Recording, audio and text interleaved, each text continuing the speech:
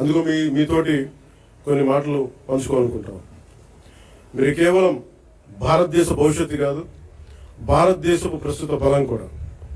ఈ రోజున సమాచారం మనకి క్షణాల్లో చేరుతా ఉంది, but speed is not truth.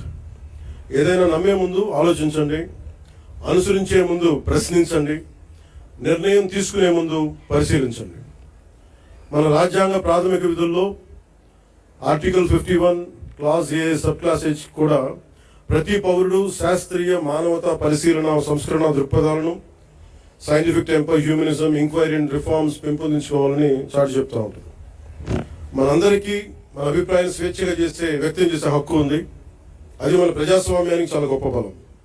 కానీ ఆ స్వేచ్ఛని ఇతరులను దూషించడానికి, తప్పుడు సమాచారం వ్యాప్తి చేయడానికి ఉపయోగించకూడదు.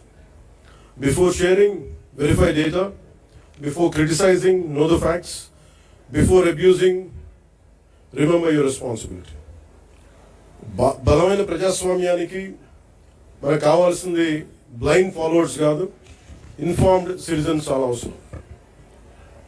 మీ చేతుల్లో మొబైల్ ఉంది, టెక్నాలజీ ఉంది, ఇన్ఫర్మేషన్ ఉంది, ఓటు ఉంది, టాలెంట్ ఉంది. కానీ అన్నిటికంటే ముఖ్యంగా మీ చేతిలో మీ భవిష్యత్తు ఉంది, దేశ భవిష్యత్తు ఉంది. ప్రతి తరం తన కాలానికి ఒక బాధ్యతను మోస్తుంది. స్వాతంత్ర ఉద్యమంలో ఒక భగత్ సింగ్, చంద్రశేఖర్ ఆజాద్, నేతాజీ వంటి యువకుల స్ఫూర్తితోటి ఆ రోజున దేశం కోసం త్యాగాలు చేశారు.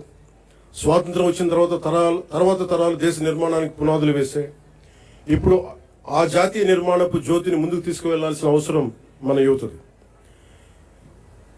మీరు ఈ దేశపు యువతది. మీ ఆలోచన స్వేచ్ఛగా ఉండాలి, అన్యాయంపై అసహనం ఉండాలి, మార్పు తీసుకురావాలని తపన ఉండాలి. ప్రభుత్వాన్ని ప్రశ్నించండి, విధానాలను విమర్శించండి, నిరసన తెలియజేయండి. కానీ మీ కోపాన్ని విధ్వంసంగా కాకుండా నిర్మాణాత్మక శక్తిగా మార్చండి.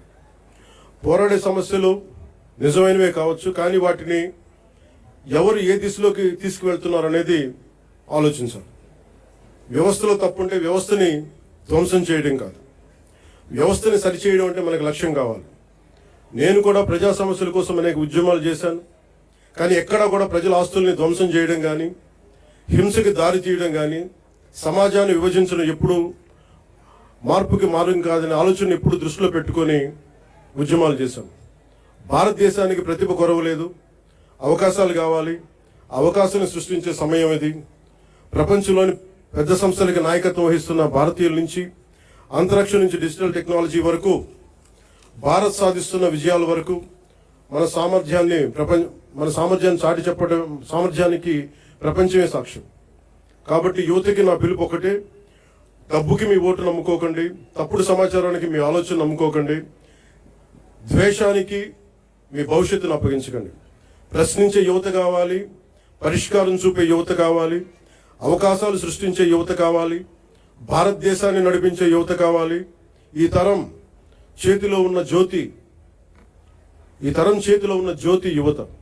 వచ్చే తరానికి మరింత ప్రకాశవంతమైన భారతదేశంగా మీ చేతిలో ఉండాలని మనస్ఫూర్తిగా కోరుకుంటూ సెలవు తీసుకున్నాను. జై Hind. Thank you very much.